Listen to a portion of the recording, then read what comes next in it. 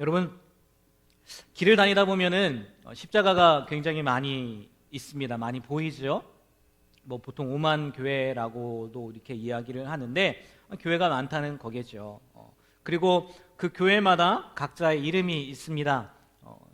많이 보셨을 거예요. 교회 이름 뭐 그냥 지나간 경우는 아니겠지만 그래도 주위에 보면 대부분 교회 이름이 같이 나와 있으니까 어느 교회는 제일 먼저 생겼다고 해서 제일교회라고 이름을 짓기도 하고, 아니면 제일이 되라고 뭐 그런 의미로 제일교회라고도 하고, 또 교회의 중심 중앙이 되라. 그래서 중앙교회란 이름 어딜 가나 아마 어느 지역을 가나 다 있을 겁니다. 제일교회, 중앙교회. 그리고 뭐 흔히 우리 모두를 위한 교회라고 해서 우리 교회라고도 짓기도 하고, 우리만이 아니다 우리들이다라고 해갖고 우리들이라고 짓기도 합니다. 또 거의 교회가 있는 지역의 그 이름도 들어가죠. 분당 뭐뭐 교회, 뭐 그렇지 않겠습니까? 수지 무슨 교회 이렇게 들어가잖아요. 그리고 또 어떤 교회는 성경에 나온 단어를 가지고 짓기도 합니다. 우리 가깝게 같은 감리교회죠. 만나교회. 출애굽기에 나왔던 그 만나를 본따서 만나라고 지은 거고, 우리 교회도 마찬가지입니다. 우리 불꽃교회잖아요. 이 불꽃교회도 성경에 나와 있는 거 아시죠? 네, 성경에 나와 있는 불꽃이라는 그 이름을 가지고 우리 불꽃교회를 지은 거 아니겠습니까? 그리고 이뿐만이 아니라 이제 진짜 성경의 교회 이름이 나오거든요. 그래서 그 이름을 본따서 교회 이름을 짓기도 합니다. 혹시 여러분 아세요? 성경에 어떤 교회가 나와 있는지? 네. 안디옥, 그죠? 오늘 읽은 말씀이 안디옥 교회가 나오죠. 당연히 그건 뒤에 말씀을 드리고요. 지금 매일 성경으로 우리 큐티를 하고 있는데 어디 본문을 하고 있습니까? 요한계시록 본문을 하고 있잖아요. 뭐 이미 10장이 훨씬 넘어서 17장까지 제가 온 걸로 알고 있는데 2장, 3장에 보면 소아시아 7교회에 대한 이야기가 나오거든요.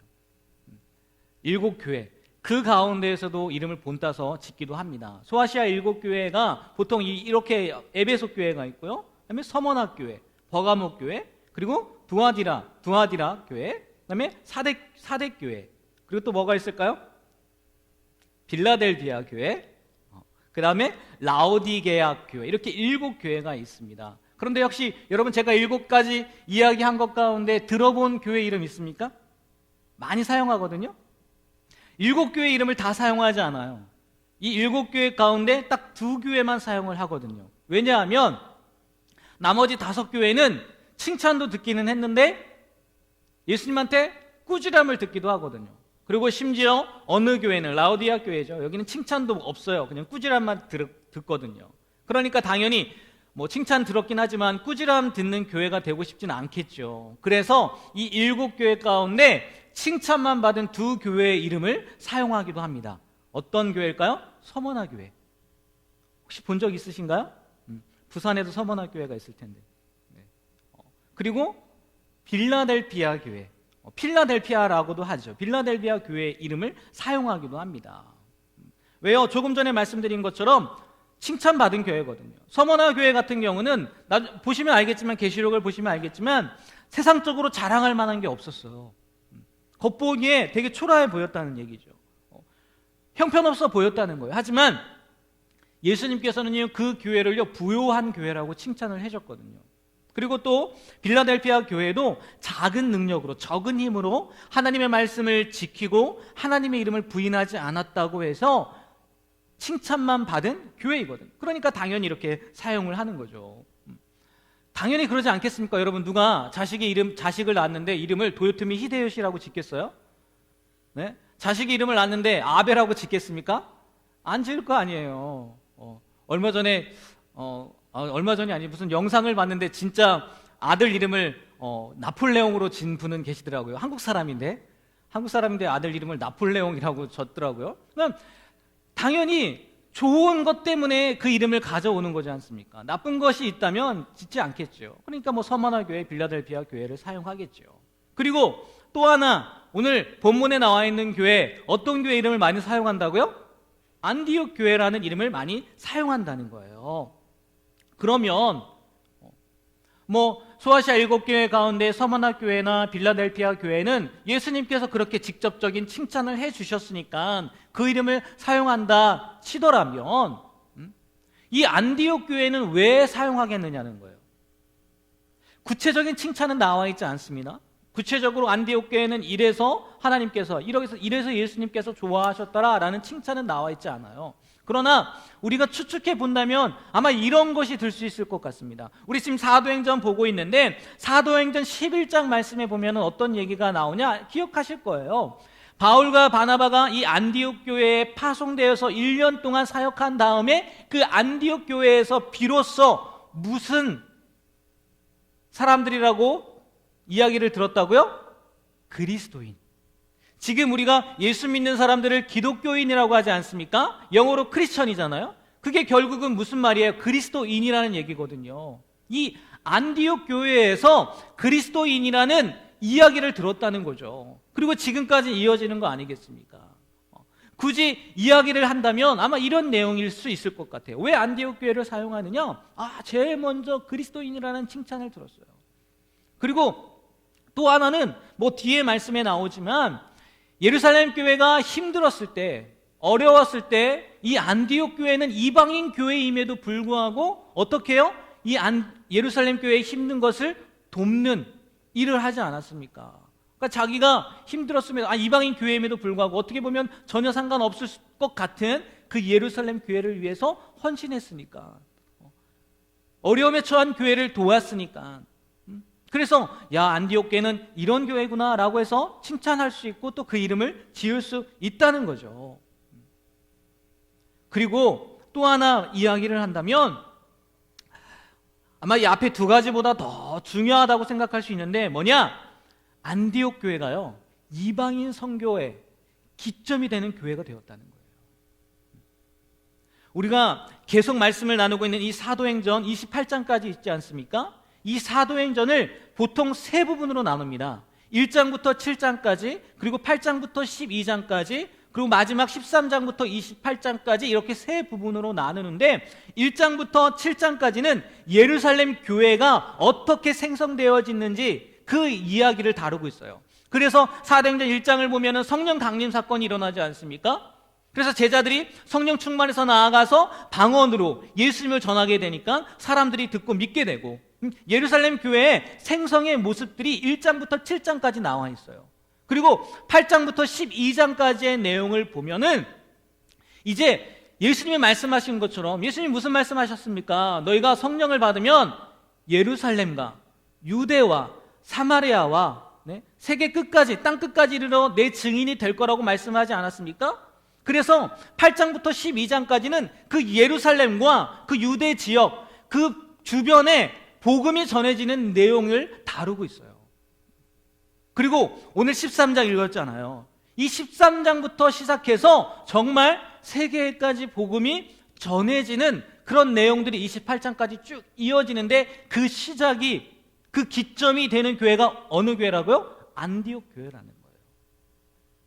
그러니까 우리가 교회가 존재하는 이유가 무엇이겠습니까? 많은 이유가 있겠지만 복음을 전하는 거 아니겠어요? 생명을 전하는 거 아니겠어요? 그런데 예루살렘 교회는 예루살렘 안에만 머물러 있었다면 안디옥 교회는 전 세계에 뻗치는 그런 이방인 선교의 기점이 되는 교회였으니까 아마 안디옥 교회라고 짓는 교회들의 특징은 그 마음을 가지고 짓지 않았겠느냐는 거예요. 그래, 우리가 교회가 존재하는 목적은, 교회가 존재하는 이유는 정말 영혼을 구원하는 것인데 우리 교회가 그런 교회가 되면 좋겠다. 그런 마음으로 안디옥 교회라고 이름을 지었겠죠. 정말 말씀을 보면요, 이 열두 사도의 대표격으로 유대인의 사도로 불리는 이 베드로 중심으로 처음에는 이 사도행전의 처음에 보면 이 12장, 13장 전까지의 말씀을 보면 이 베드로 중심으로 복음이 전해집니다. 그런데 이제부터는 이 13장 이제부터는 우리가 앞에서 몇 번 나왔던 사도 바울을 중심으로 세계 선교 사역이 진행이 된다는 거예요. 그 전까지는 예루살렘 교회가 선교의 중심축이었다면 이제부터는 이방 땅에 세워진 수리아 안디옥 교회가 선교의 중심축이 되는 교회가 된다는 거죠. 이런 의미에서 본다면 조금 전에도 말씀드렸던 것처럼 안디옥 교회는 바야흐로 세계 복음이 전 세계를 향하여 확장되는 장대한 역사의 막을 여는 중요한 전환의 장이 되는 교회였다는 겁니다. 아마 이런 것들을 통해서 그래서 안디옥 교회라고 이름을 짓는 거구나 라고 생각할 수 있다는 거예요. 요한계시록에 나와 있는 것처럼 굳이 이런 교회이다 칭찬을 듣지는 않았지만 우리가 이 말씀의 내용들을 보면 안디옥 교회는 이런 칭찬을 들었겠구나. 그래서 안디옥 교회가 이렇게 쓰임을 받았던 거구나 라고 생각할 수 있다는 거죠. 그런데 여기서 좀 생각해 볼 게 뭐냐면 안디옥 교회가 그렇게 된 이유가 무엇이겠느냐는 거예요. 이방인 선교의 중심이 되고 그리스도인이라는 일컬음을 받게 되고 세계 선교의 전환점이 되는 그 기점이 되는 교회가 되었는데 그 이유가 무엇이겠느냐는 거예요. 여러 가지 이유가 있겠죠. 그런데요, 저는 오늘 13장 1절부터 3절까지의 말씀을 읽지 않았습니까? 오늘 말씀 가운데에서 찾아봤어요. 오늘 본문 가운데죠. 여러분, 오늘 본문의 1절 말씀을 보면 13장 1절 말씀에 보면 5사람의 이름이 기록되어 있습니다. 바나바, 시므온, 루기오, 마나엔, 그리고 사울. 나중에 바울로 바뀌죠. 그냥 이름만 나열했다고 한다면 크게 생각할 필요가 없는데요, 이 사도행전을 기록한 누가는 굳이 바나바와 사울은 떼어놓고 가운데 들어가 있는 세 사람을요 설명을 합니다. 한마디 한마디 설명을 해줘요. 어떻게 설명을 해줄까요? 시므온이라는 사람은 그 앞에 보니까 니게르라 하는 시므온이라고 이야기를 하고 있고요. 그리고 루기오도요 구레네 사람 루기오라고 이야기하고 있고, 마나엔도 분봉왕 헤롯의 젖동생 마나엔이라고 설명을 하고 있다는 거예요. 먼저 바나바는요 굳이 설명할 필요가 없습니다. 구브로에서 난 레위 족속으로 본명은 요셉이라는 거, 착한 사람이고 사도행전 앞에 보면요 믿음과 성령이 충만한 사람이기도 하고요. 또 사울이 회심해서 예루살렘 교회에 왔을 때 어울리고자 할 때 못 어울리잖아요. 왜? 핍박했던 사람이니까. 근데 누가 중재를 합니까? 이 바나바라는 사람이 중재를 해주죠. 굳이 더 설명이 필요 없을 거예요. 사울도 마찬가지일 겁니다. 잘 아시다시피 사울이 어떤 사람입니까? 핍박하던 사람이었단 말이에요. 물론 사울의 출신을 보면 베냐민 지파고요, 가말리엘 문화에서 엘리트 교육을 받은 사람입니다. 유대인 중에 유대인이에요. 그러나 그의 면면을 보면 예수 믿는 사람을 핍박했던 사람이라는 겁니다. 다 알죠. 굳이 설명할 필요가 없었단 말이에요. 그러니까 나머지 3명을 추가적으로 설명을 했겠죠. 그러면 나머지 3사람은 어떤 사람이었겠느냐는 거예요. 먼저 시므온, 제가 조금 전에 위에서 이야기한 것처럼 니게르라고 불렸다는 거예요. 니게르. 여러분, 이 니게르라는 단어가요 라틴어에서 온 말로 블랙, 검은 것을 상징했다는 거예요. 검은 거.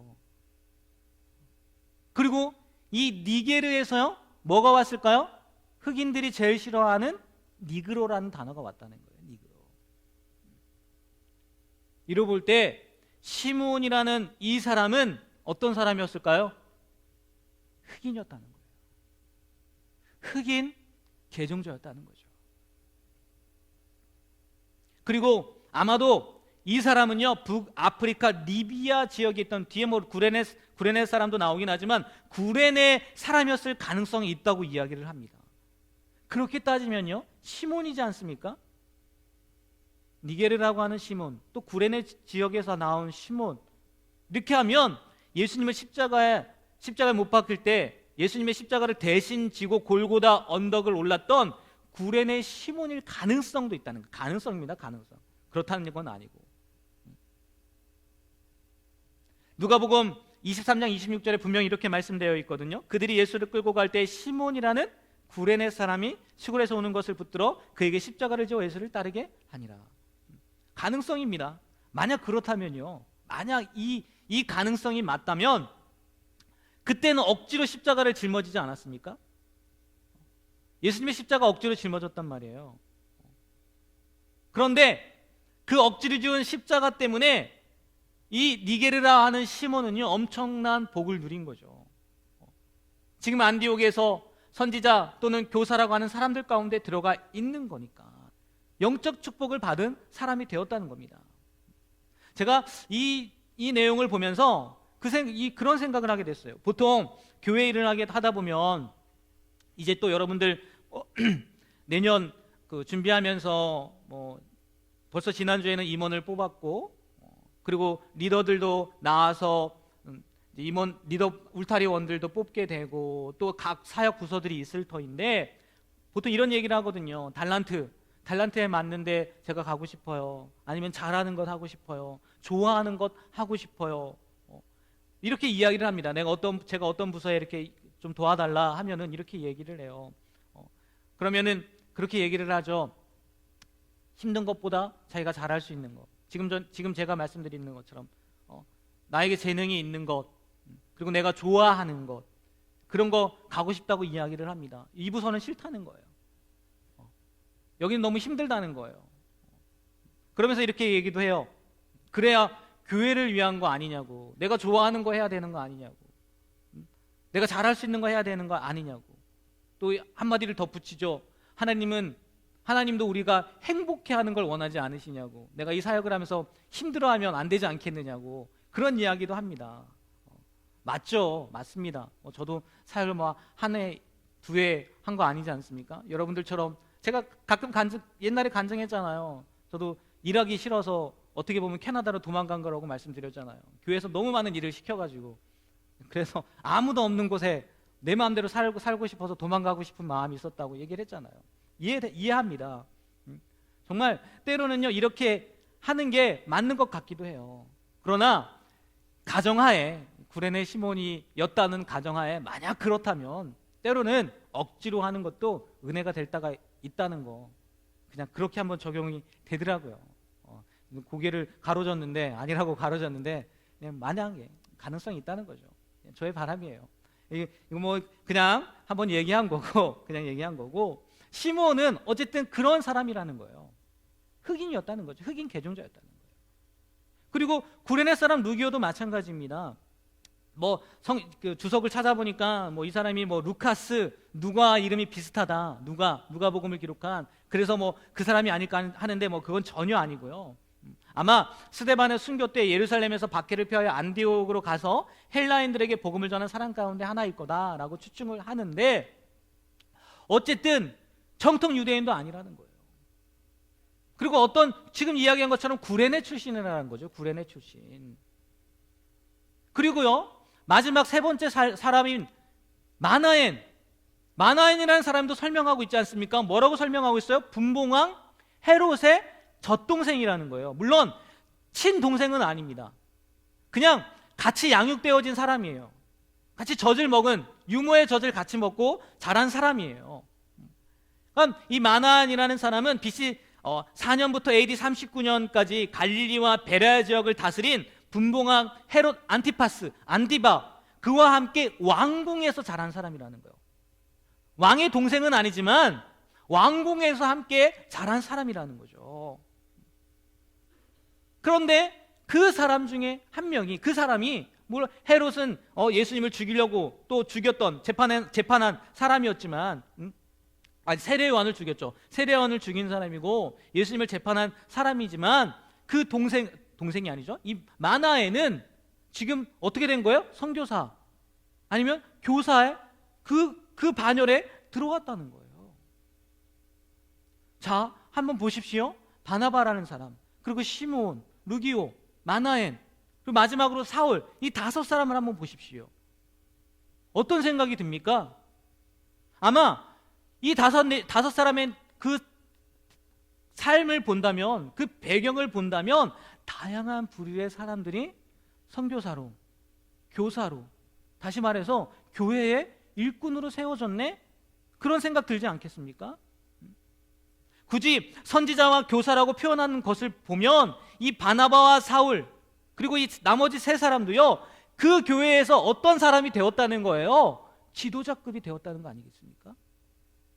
그냥 평범한 성도들이 아니라 지도자급이 되었다는 거예요.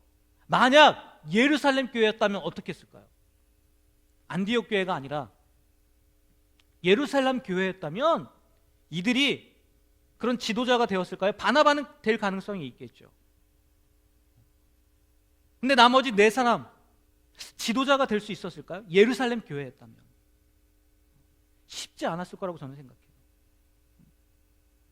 이러한 부류의 사람들이 예루살렘 교회에서 지도자가 되려고 했다. 아마 수많은 시간이 지난 뒤에야 가능하지 않았을까?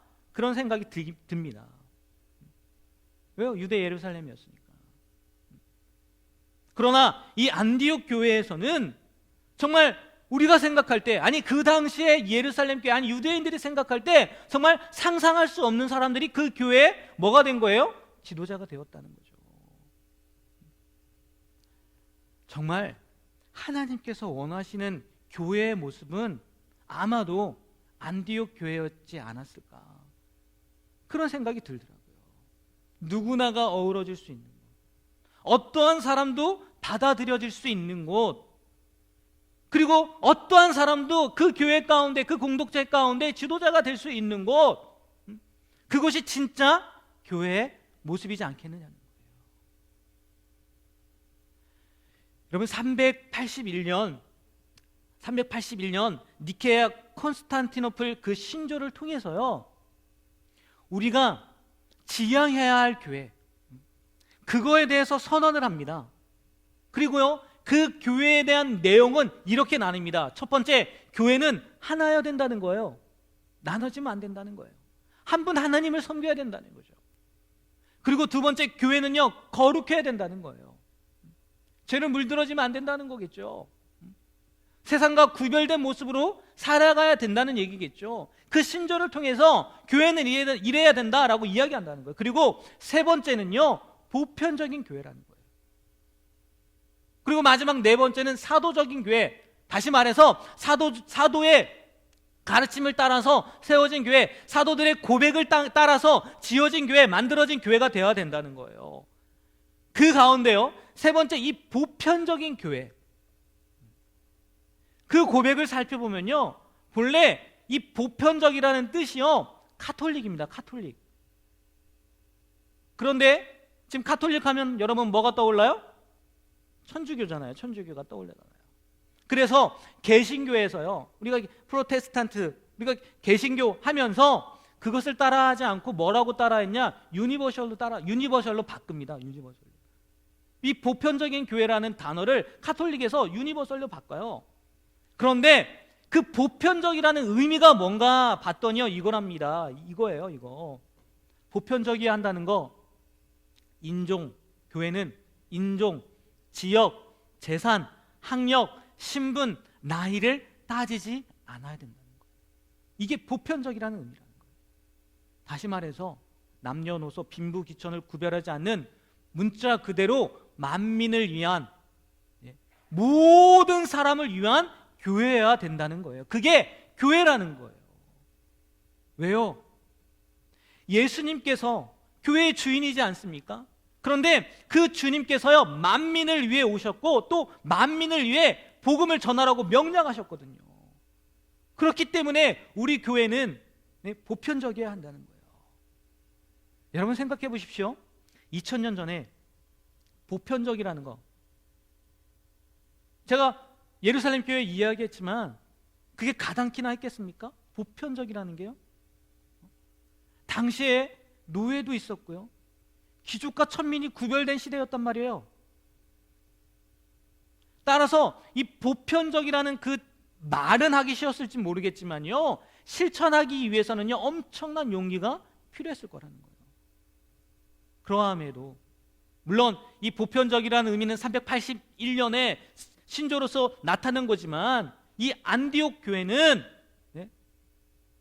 훨씬 이전의 교회였음에도 불구하고 그런 모습을 보여줬다는 거예요. 보여주지 않았다는 거예요. 보여줬다는 거죠.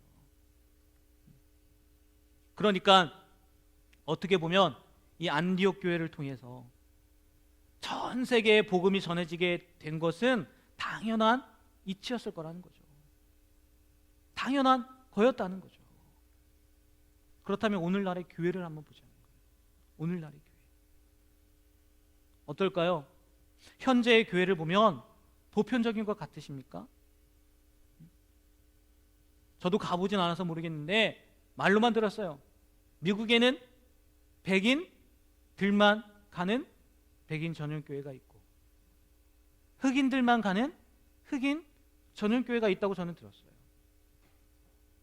만약에 예수님이 보신다면 그 교회가 진짜 예수님 앞에 합당한 교회, 하나님이 기뻐하시는 교회가 될까? 의문이 생기지 않겠습니까?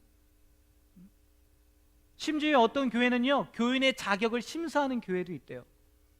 그래서 이 사람이 우리 교회에 들어올 수 있는지 없는지 자격을 본다는 거예요. 그런 교회도 있다는 거예요.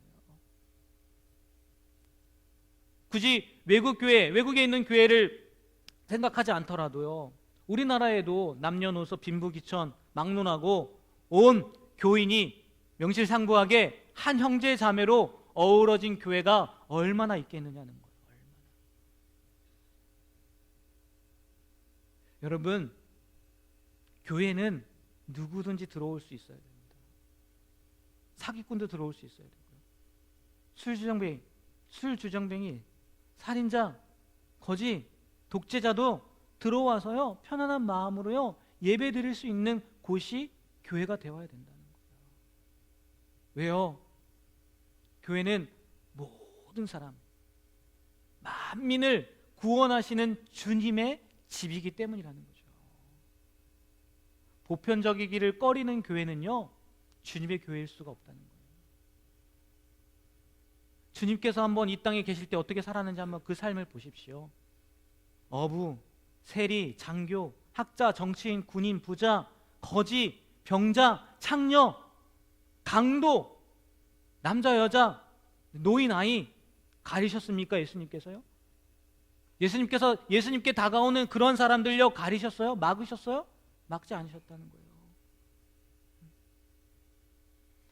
만약 주님께서 우리에게 그와 같은 보편적인 구원을 내려주지 않으셨다면요, 여러분과 제가 지금 이 자리에 과연 얼마나 서 있을 수 있겠느냐는 거예요. 여러분, 정말 이 사실을요, 가슴속 깊이 새기셨으면 좋겠어요. 그래서 오늘 말씀의 제목처럼 우리가 지향해야 할 교회, 모든 사람을 받아들일 수 있는 교회, 모든 사람들이 편하게 와서 함께 예배할 수 있는 교회, 그런 교회를 만드셨으면 좋겠어요. 제가 지지난 주부터 계속해서, 여러분은 어제 울타리 편성으로 많이 힘드셨겠지만 저는 어른들 속회 편성으로요 계속 전화기를 붙잡고 있었어요. 아마 지난주 금요일, 엊그제가 아니라 지난주 금요일 날 저를 본 청년은 계속 제가 전화기 붙잡고 있는 거 봤을 겁니다. 정말 하루 종일 전화기만 붙잡고 있었던 것 같아요. 제가 왜 이런 말씀을 드리냐, 정말 보편적인 교회가 된다는 게요 쉽지 않은 것 같아요. 안디옥 교회처럼 니게르라 하는 시므온과 구레네 사람 루기오와 헤롯의 젖동생 마나는요 우리 교회 어른들 속회엔 들어오지 못할 거예요. 정말 그럴 것 같아요. 참 재밌지 않습니까? 교회라는 이름 안에 지금 있는 거잖아요. 교회라는 공동체 안에 있는 거예요. 네, 새로 온 사람이 아니에요. 그 안에 있음에도 불구하고요, 그 안에 있는 사람도 받아들이지 못해요. 물론 그 안에는 말로 표현할 수 없는 상황들이 있을 겁니다. 워낙 오랜 세월을 함께 지내다 보니까 볼 것 안 볼 것 다 보고, 심지어 바닥까지 내려간 그런 경우도 있을 거예요. 왜? 우리는 관계적인 존재이니까. 그러나 정말 우리 교회는요, 아니 주님이 원하시는 교회는 모든 사람을 받아들일 수 있는 교회라는 것 우리가 기억하고요, 그렇게 추구하며 살아갔으면 좋겠어요. 보편적인 게요, 조금 전에 말씀드린 것처럼 어느 누구나 오는 어느 누구나 받아들일 수 있는 교회인데요, 지금은요 그 보편적으로 받아들일 수 있는 으로 바뀐 것 같아요. 어느 누구나가 아니라. 저는 그 자리에 함께 하진 않았지만 분명히요, 제가 추측컨대 어제 울타리를 나누면서도 그런 이야기들이 오고 가지 않았을까. 안 갔으면 너무너무 감사한 거고요. 이 사람만 없으면 잘할 수 있을 것 같고, 이 사람만 아니면 다 괜찮을 것 같다는 그런 생각을 갖지 않으셨으면 좋겠어요. 제가 다음 주에 이제 세례를 받지 않습니까? 그 어른들 세례 입교식이 있고 유아 세례가 있는데, 그 세례 교육을 할 때 그 세례 교육 문답집에요 이런 질문이 있습니다. 그래서 제가 그거는 꼭 질문하고 답을 받는데, 어떤 질문이냐, 하나님께서 사람을 어떤 형상으로 만드셨습니까? 라고 질문하는 질문이 있어요. 답이 뭘까요? 여러분, 답은요 이렇게 기록되어 있습니다. 하나님의 형상으로 만들었습니다. 잘 아는 걸 겁니다. 하나님께서 사람을 어떤 형상으로 만드셨습니까? 하나님의 형상으로 만드셨습니다. 그런데요, 이 답만 얘기하는 게 아니라 제가 이 이야기를 하면서 질문하고 답을 듣고 이야기하면서 꼭 하는 얘기가 두 가지 있습니다. 뭐냐? 첫 번째는 당신은 하나님의 형상이라는 거예요. 지금 앉아있는, 지금 세례교육을 받고 있는 성도님이, 형제님이, 자매님이 하나님의 형상이라는 거예요. 그럼 무슨 얘기냐? 우리는 하찮은 존재가 아니라는 겁니다. 하나님의 모습으로 만든, 하나님의 형상으로 만든 너무나 소중한 존재라는 거예요. 너무나 귀한 존재라는 거예요. 이 정체성을 잃어버리지 않으시면 좋겠습니다 라고 이야기를 합니다. 그래서 누군가가 나를 판단하는 거, 누군가가 나를 생각하는 거, 그 사람이 당신이 아니라 하나님이 당신을 뭐라고 이야기하냐? 하나님의 형상이라고 이야기합니다. 이 정체성을 갖고 살아가세요. 그래서 주저앉지 말고 낭망하지 말고 자신 있게 살아가세요 라고 이야기를 합니다. 그리고요, 그것으로 끝나지 않고 두 번째 이야기를 합니다. 내가 하나님의 형상인 것처럼 누구도요? 다른 사람도, 남도 하나님의 형상이라는 거예요. 내 마음에 들지 않는다고요. 내 뜻에 맞지 않는다고 할지라도, 나와 다르다고 할지라도, 내가 생각할 때 이것은 맞지 않는 거라 할지라도 그 사람도 누구라고요? 하나님의 형상으로 창조된, 하나님의 형상으로 만들어진 사람이라고. 이 두 가지 사실을 잊지 않으시면 좋겠다고 꼭 이야기를 하거든요. 여러분, 보편적인 교회일 수 있는 방법이요, 이겁니다. 나도 하나님의 형상이지만 그 사람도 뭐라고요? 하나님의 형상이라는 거예요. 내 마음에 들지 않을지 모르겠지만, 내 생각과 다른 생각을 갖고 있는 사람일지 모르겠지만, 그리고 말도 안 되는 행동을 하고 그런 모습을 보일 수도 있겠지만, 그 사람도요, 엄밀히 따지면 누구라고요? 하나님의 형상이라는 거예요. 누구나가 올 수 있다는 거죠. 누구나가 함께 할 수 있다는 거죠. 여러분, 이것이 우리가 지향해야 할 교회의 모습이라는 것을 다시 한번 마음에 새기셨으면 좋겠어요. 그래서 내 기준에, 내 생각에 이 사람은 안 돼, 저 사람은 안 돼, 쟤네 나를 이렇게 했어, 그렇기 때문에 안 돼가 아니라 누구나가 함께 할 수 있다는 것, 그것을 마음 가운데 새기고요, 정말 그 381년, 아니 그때뿐만이 아니죠, 주님께서 원하시는 그 보편적인 교회를 이룰 수 있는, 우리가 지향해야 할 교회의 모습을 보여줄 수 있는 그러한 모습으로 살아가게 되는 저와 또 여러분이 되시길 주님의 이름으로 간절히 부탁드립니다. 기도하겠습니다.